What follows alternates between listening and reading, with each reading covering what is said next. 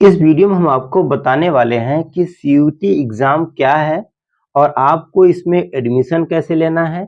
आपको best university में admission किन किन सब्जेक्टों को लेने के बाद आपको मिल सकता है और किस ग्रेजुएशन को आप चॉइस करेंगे, कौन सा सब्जेक्ट लेना पड़ेगा, हम आपको पूरा डिटेल्स इस वीडियो में आपको बताने वाले हैं। देखिए, सबसे पहली बात जो है कि CUET है क्या। यह है आपका कॉमन यूनिवर्सिटी एंट्रेंस टेस्ट। ठीक है, यानी आपका सिर्फ एक एग्जाम होगा और एक एग्जाम के आधार पे ही आपको एडमिशन मिलेगा बेस्ट भारत के 44 केंद्रीय विश्वविद्यालय में। ठीक है, अब इन विश्वविद्यालय में आपको कोर्सेज क्या क्या मिलेंगे। आपको BA, BSc, BCom, BTech बहुत सारे कोर्सेज हैं जिसमें आप एडमिशन ले सकते हैं। लेकिन आप चॉइस क्या करते हैं, आप जाना किस में चाहते हैं, उसके आधार पर आपको सब्जेक्ट लेना पड़ेगा। ठीक है, अगर आप सिर्फ 3 सब्जेक्ट के आधार पर जाएंगे तब कौन सा कॉलेज मिलेगा, 4 सब्जेक्ट के आधार पर जाएंगे तब कौन सा कॉलेज मिलेगा और 6 सब्जेक्ट लेंगे तब कौन सा कॉलेज मिलेगा। तो मैं आपको पूरा डिटेल्स में बताता हूं कि ये जो है सीयूटी एग्जाम में जो सेक्शन डिवाइड किए गए हैं वो 3 सेक्शन में डिवाइड किए गए हैं। ठीक है, सेक्शन क्या है, इसमें 3 सेक्शन बनाए गए हैं। पहला सेक्शन ये है कि आपको लैंग्वेज चूज करना होगा। ठीक है, जिसमें आपके कम से कम 50 क्वेश्चन आएंगे, चाहे जो लैंग्वेज चूज करोगे। अगर आपने हिंदी चूज किया तो हिंदी के 50 क्वेश्चन आएंगे और आपको 40 क्वेश्चन अटेम्प्ट करने होंगे। ठीक है, 40 क्वेश्चन करने होंगे। या आपने इंग्लिश चूज किया है, इंग्लिश में भी 50 क्वेश्चन आएंगे और 40 क्वेश्चन आपको चूज करना होगा। ठीक है, लेकिन जैसे मान लीजिए अगर आपको BHU से BSc करना होगा तो कम से कम आपको सेक्शन ए, यानी सेक्शन ए में आपको लैंग्वेज चूज करना है और सेक्शन बी आपका है डोमेन यानी क्लास 12th में आपने जो चॉइस किया होगा सब्जेक्ट, उसके आधार पे अगर सब्जेक्ट लेना चाहते हैं या उसके बिना आधार पे भी आप सब्जेक्ट ले सकते हैं। जो आपके 12th में नहीं था वो भी आप ले सकते हैं। तो सेक्शन 2 में आपका डोमेन है और सेक्शन 3 में आपका GT यानी जनरल टेस्ट है, यानी नॉर्मल मैथ, रीजनिंग और ये नॉर्मल चीजें इसमें पूछता है। तो सेक्शन ए में आपको अगर जैसे आपको दिल्ली यूनिवर्सिटी लेना है या BHU लेना है, बनारस हिंदू विश्वविद्यालय लेना है, तो सेक्शन 1 में आपको या तो हिंदी चूज करना होगा और या तो आपको इंग्लिश चूज करना होगा। दो में से आपको एक सब्जेक्ट लेने होंगे। और सेक्शन बी यानी डोमेन में अगर मान लीजिए कि आप BSc करना चाहते हैं तो कम से कम आपको 3 सब्जेक्ट लेना चाहिए। अगर BHU से BSc करना है या दिल्ली यूनिवर्सिटी से, तो कम से कम आप मान लीजिए आपने मैथ ले लिया, फिजिक्स ले लिया और केमिस्ट्री ले लिया। अगर आपने 3 सब्जेक्ट ले लिया तो आपको BHU से BSc भी करने का मौका मिलेगा और BTech करने का भी मौका मिलेगा। तो यानी अगर आपने सेक्शन ए में एक लैंग्वेज चूज कर लिया है और सेक्शन बी यानी डोमेन में आपने 3 सब्जेक्ट कोई भी चूज कर लीजिए। अगर फिजिक्स, केमिस्ट्री, मैथ चूज किया है तो BSc करने के लिए, या फिजिक्स, केमिस्ट्री, बायो चूज कर सकते हैं, या आपके पास और कोई सब्जेक्ट होगा तो और सब्जेक्ट भी चूज कर सकते हैं।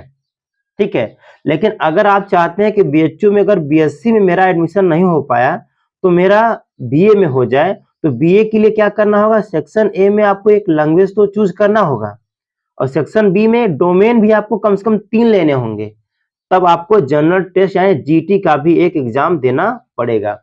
अगर आप जनरल टेस्ट का भी एग्जाम देंगे तब आपको जो है BHU में BA या BSc या BTech किसी में भी आपको एडमिशन मिल सकता है, जैसा आपका अंक आएगा। ठीक है, टेस्ट में। लेकिन अगर आप चाहते हैं कि 44 जो विश्वविद्यालय हैं सभी में मेरा एडमिशन हो सके, तो उसके लिए क्या है कि सब कॉलेजों के अलग अलग क्राइटेरिया हैं। जैसे मान लीजिए अगर आपके पास 6 रुपया है तो 6 रुपया में आप पूरे भारत की जितनी भी यूनिवर्सिटी है उसमें एडमिशन ले सकते हैं। ठीक है, लेकिन मान लीजिए आपके पास सिर्फ 4 रुपया है तो 4 रुपए में मात्र आप BHU और दिल्ली यूनिवर्सिटी या कुछ कॉलेज ही आप एडमिशन ले पाएंगे, कुछ ही कॉलेजों में। लेकिन ये कहता है कि अगर आपके पास 6 रुपया का मतलब है 6 सब्जेक्ट, अगर आपने 6 सब्जेक्ट चूज किया है तो आपको भारत का कोई भी विश्वविद्यालय में एडमिशन मिल सकता है, लेकिन आपको 6 सब्जेक्टों में फिर क्या करना होगा, एग्जाम देना पड़ेगा और टेस्ट आपको पास करना पड़ेगा।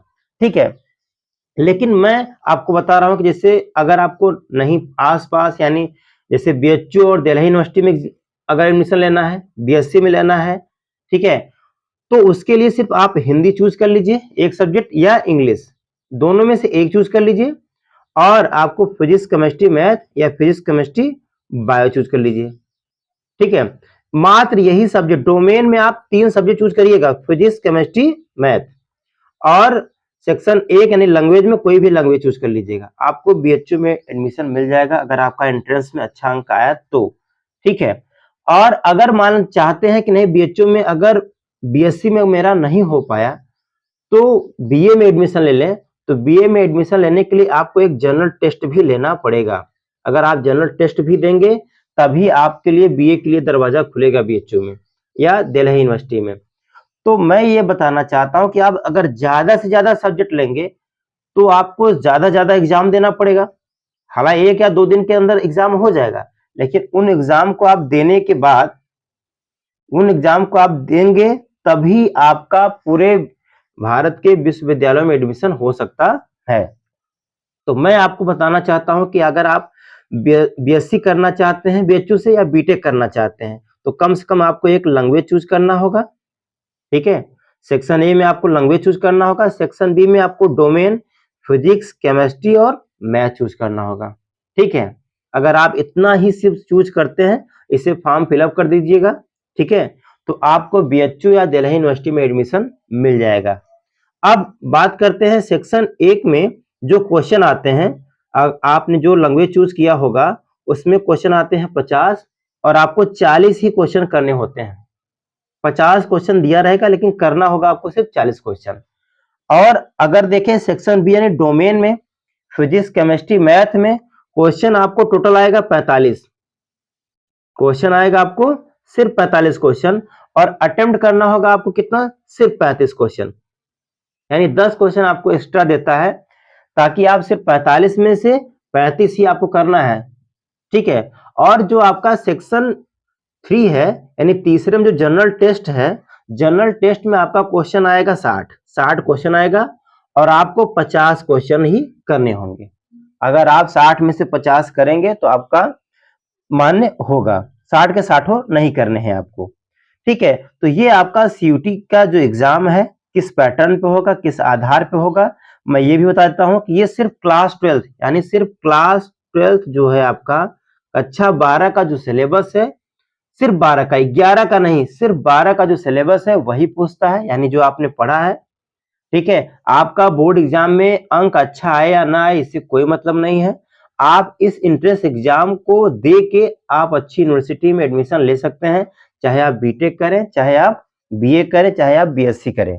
ठीक है, ये आपके लिए बहुत सुनहरा मौका है। आपका अंक से कोई मतलब नहीं है कि क्लास 12th में आपका अंक कितना आया है कितना नहीं आया है।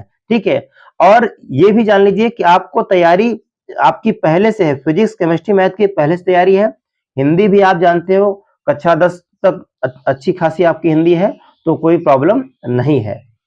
तो हम चाहते हैं, अगर आप चाहते हो कि इस चैनल पर आपकी सीयूटी की पूरी तैयारी भी हो फिजिक्स केमिस्ट्री मैथ की, तो आप जरूर कमेंट में बताइएगा, हम आपकी तैयारी भी करा देंगे। और इसका जो एग्जाम है 12 तक आप फॉर्म को फिल कर सकते हैं, यही 12 मार्च तक, बहुत कम समय है, और आप इस फॉर्म को भर लीजिएगा।